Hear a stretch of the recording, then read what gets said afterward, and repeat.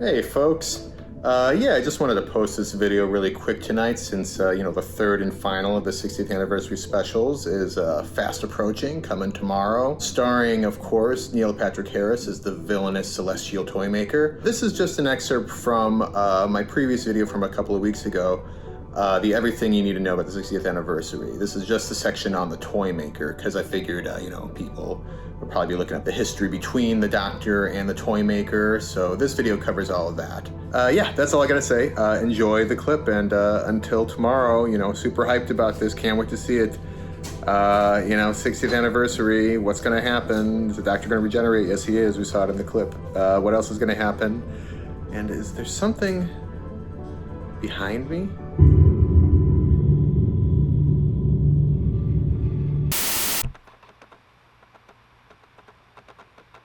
We're having a major villain appear, and in fact a returning villain from a very old Doctor Who episode, The Celestial Toymaker, which is a 4-part story from William Hartnell's 3rd series. Originally played by Michael Gough, but he's being played by Neil Patrick Harris this time, apparently sporting a German accent, as opposed to the original Celestial Toymaker, who was a British fellow wearing Mandarin Chinese garb for some reason. They didn't go with that. They've made him German now. He is recognizing me. Is he? And it seems like they're going way more with like a traditional old world German Toymaker vibe, which I think is more appropriate for today's day and age. I watched The Celestial Toymaker recently. I watched the first episode, a fan animation created by this fellow who goes by Dino Puff. And if you're curious and want to see not only a solid animated reconstruction of the first episode, but also, in my opinion, the best episode of the 4-parter, because it gets kind of weird later on, I definitely recommend you go on YouTube and you find Dino Puff's animation and check it out.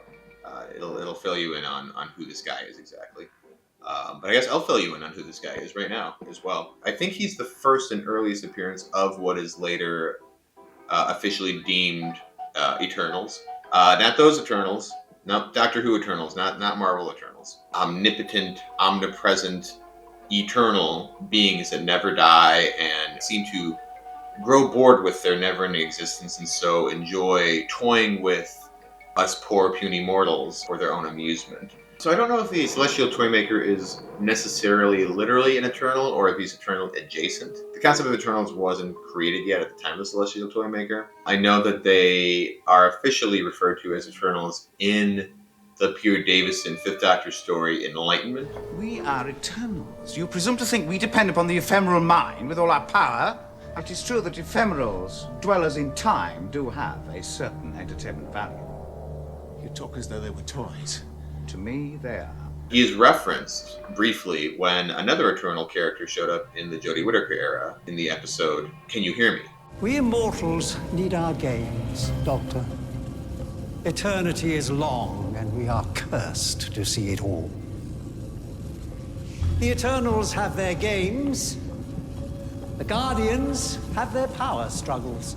For me, this dimension is a beautiful board for a game. The Toymaker would approve. If you watch the classic story, The Celestial Toymaker, I have to say it's not a great story. It's probably the first episode is the best because it's the most off-putting and creepy and has clowns in it, which is always a plus, and has the most sense of tension and dread, and you really get a sense of the terrifying power to just control and change reality itself at the snap of your fingers that the Celestial Toymaker has. He likes to make people play children's games for their survival. He has this great potential to be a terrifying villain. I see why they would go with him. Don't you like my little game? Now, the rest of the story has him mostly just sitting in a room, talking to the Doctor as he plays a very slow and complex game. So I feel like his intimidation factor, his potential is somewhat squandered in that story. But I can totally see why Russell T Davies would have wanted to go with him, especially since the end of the story has the Doctor, the first Doctor, specifically saying, "The mind is indestructible. So is the Toymaker." What, you mean he can never be destroyed?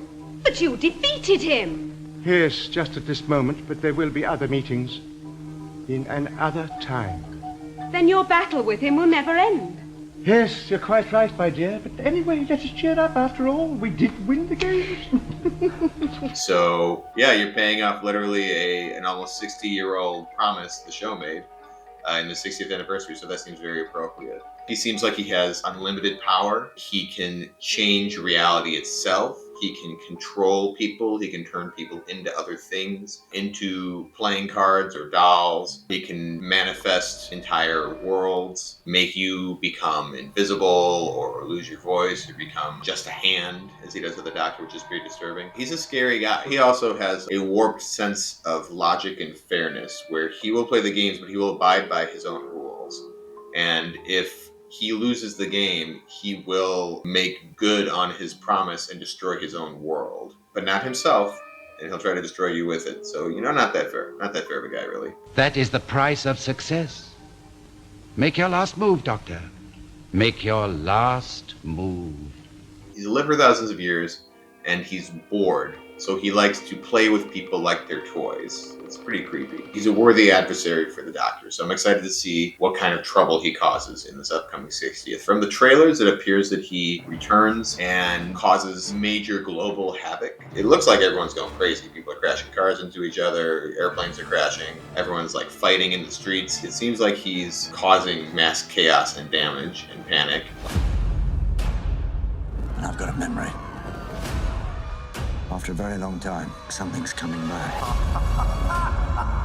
A global threat for a major premiere on one of the world's biggest streaming platforms. It seems appropriate. Yeah, an appropriately massive threat for a massive event of the 60th anniversary special. Open fire! Your fight is with me!